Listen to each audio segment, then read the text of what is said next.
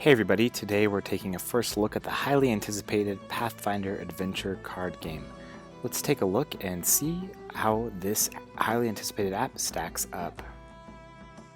In PACG, as I'm going to call it, you select a team of heroes to take on an adventure. These heroes have different strengths and weaknesses. They also have different abilities that are meant to complement each other, but also can work in a solo way as long as you get good luck.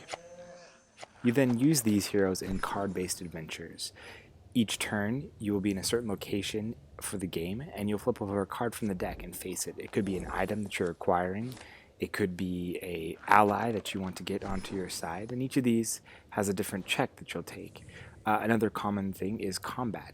You will meet different enemies that you need to face, and these enemies will have different combat strengths and weaknesses. You can have items in your hand that you can use, and certain characters will be able to use items over and over, whereas other characters will have to bury or discard items and get them back. It's all a very complex but interesting system that pairs you against these different enemies, and it relies on you to start to understand the cards and how each character works in using their strengths. In this case, for example, our cleric character does not have any weapons in hand currently, so the idea here is to use a spell that gives her higher strength and use that as a way to fight this enemy. Also combine that potentially with a blessing, which will give you more dice, which is a lot like, a boon in other games.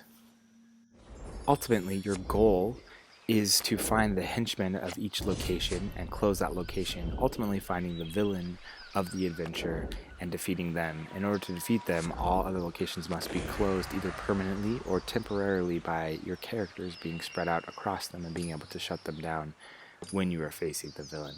Once this is done, you're victorious in that adventure and can move on to the next one or try it at a harder difficulty. After defeating a location, there is also a challenge to close that location. Often it's a test, and so certain characters you want to send to certain locations since they may be stronger on certain types of tests. So you'll need to watch who you're sending where in order to succeed at these different tasks. PACG is made by Obsidian, and that's seen in many different ways. There's a robust save system where you can have different adventures going. There's a new mode called Quest Mode, which actually is broken right now, though it does sound pretty interesting if they ever do get it up and running. The game is quote-unquote free to play. If you are into the game, you're going to want to go ahead for the $25 bundle, which gives you all the base adventures as well as all the adventures that came in the first set of the Pathfinder Adventure card game. On top of that, if you don't want to buy that way, you can use gold to buy different treasure chests, which will give you cards as well as unlocking different heroes. But again, if you're a big fan of the game like I have become, you're just going to want to go straight for that season pass. Pathfinder Adventure card game has had a launch that's been marred by a few things. One is sort of a confusing in-app purchase system, which technically is not as confusing as it might seem.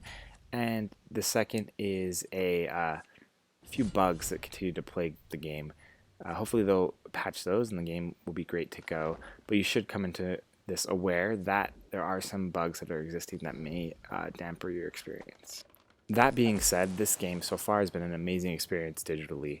I had not played the original game, but once you get the flow down through the tutorial, you'll be able to play through different adventures and really grow and build your characters. It becomes a role-playing game that is really tied to board game elements. Again, it is the actual board game, but the video game elements allow you to play a lot of it and to play in prolonged ways that you wouldn't be able to on the tabletop. So this definitely is one of the best digital board game experiences I've ever seen. Again, not because it's competitive or you'll be playing with your friends, but really because it is a board game that has made a pretty brilliant video game that you can take with you on the go. From my perspective, this is one you're going to want to check out right now, warts and all. It's worth jumping in and starting that adventure.